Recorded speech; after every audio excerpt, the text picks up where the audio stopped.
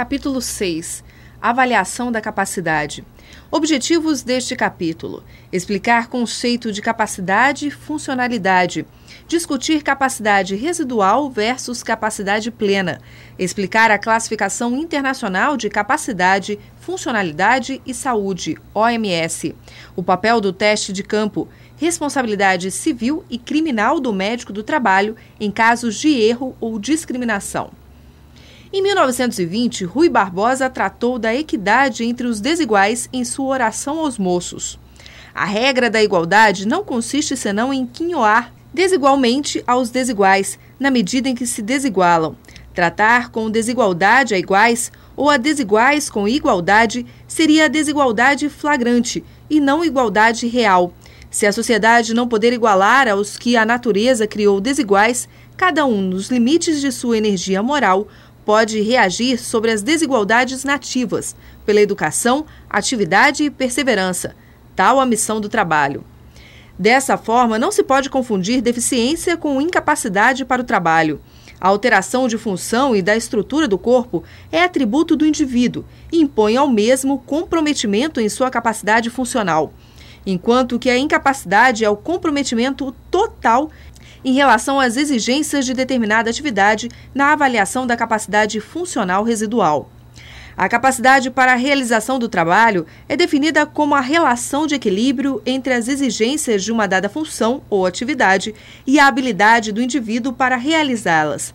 Portanto, a incapacidade laboral deve ser entendida como a impossibilidade total, temporária ou definitiva, do desempenho das funções específicas de uma determinada atividade ou ocupação, em consequência de alterações fisiomorfo-psicológicas, decorrentes de doenças ou acidentes, sejam eles relacionados ao trabalho ou não, para o qual o trabalhador estava previamente habilitado e em exercício.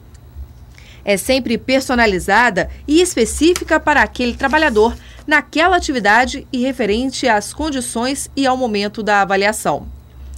Em 2001, a Organização Mundial da Saúde propõe a CIF, Classificação Internacional de Funcionalidade, Incapacidade e Saúde, que classifica a saúde e os estados relacionados a ela com base na funcionalidade e incapacidade do ser humano em seu ambiente, diferentemente da CID-10, Classificação Internacional de Doenças, que por sua vez classifica a doença com base etnológica. O objetivo da CIF é proporcionar uma linguagem unificada e padronizada que permita a comunicação sobre saúde e cuidados de saúde em todo o mundo, entre várias disciplinas e ciências. Também propõe uma estrutura de trabalho e base científica para a descrição da saúde e de estados relacionados com a saúde, além de permitir a comparação de dados e fornecer um esquema de codificação sistemática universal. Neste contexto, a CID-10 e a CIF são complementares e os utilizadores são estimulados a usar em conjunto estes dois membros da família de classificações internacionais da OMS. A CID-10 proporciona um diagnóstico de doenças, perturbações ou outras condições de saúde, que é complementado pelas informações adicionais fornecidas pela CIF sobre funcionalidade. Em conjunto, as informações sobre diagnóstico e sobre a funcionalidade dão uma imagem mais ampla e mais significativa da saúde das pessoas ou da população, que pode ser utilizada em tomadas de decisão, especialmente no que diz respeito à análise da incapacidade.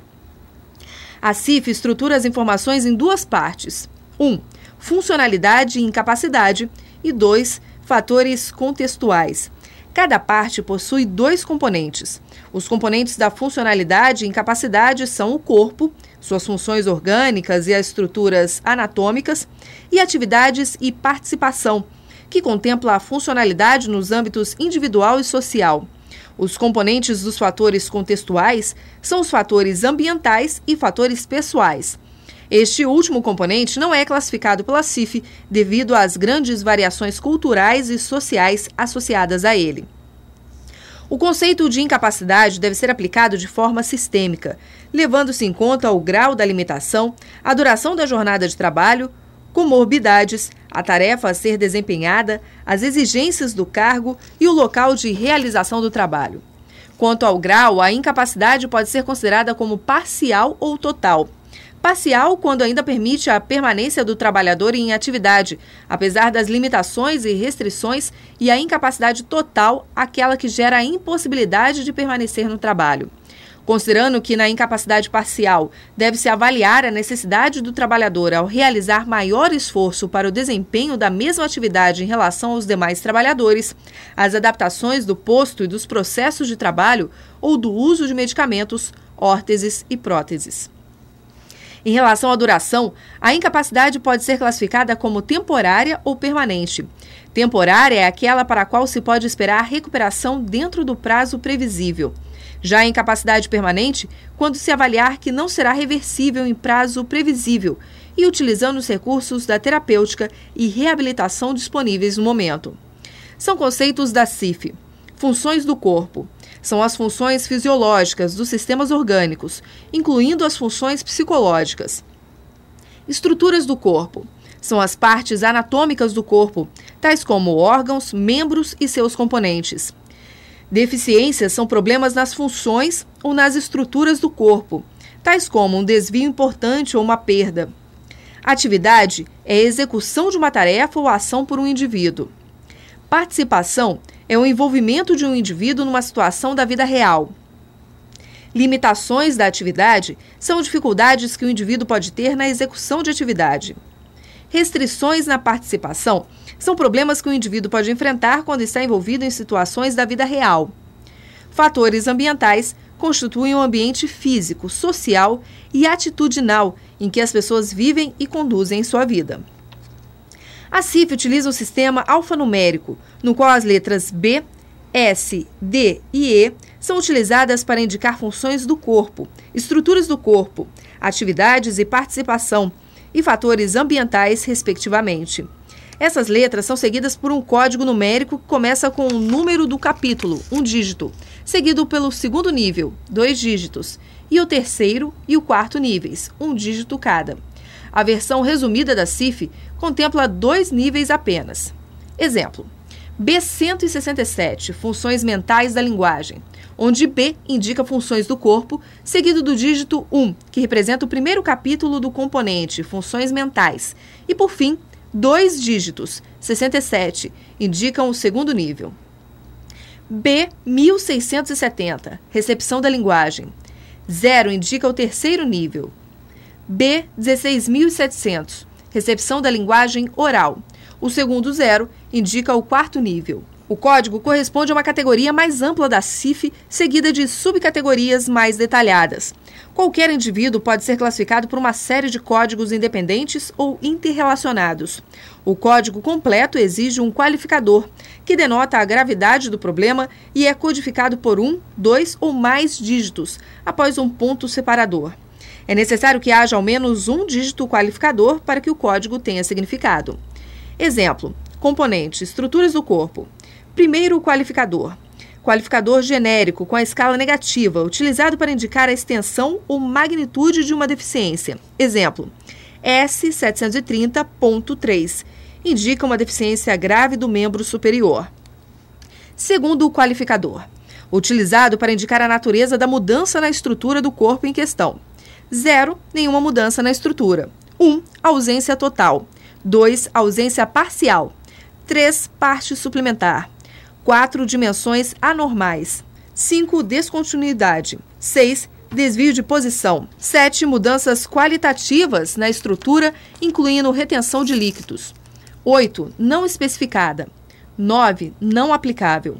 Exemplo: S730.32, para indicar a ausência parcial do membro superior. Algumas patologias cursam com diferentes comprometimentos de acordo com a sua evolução.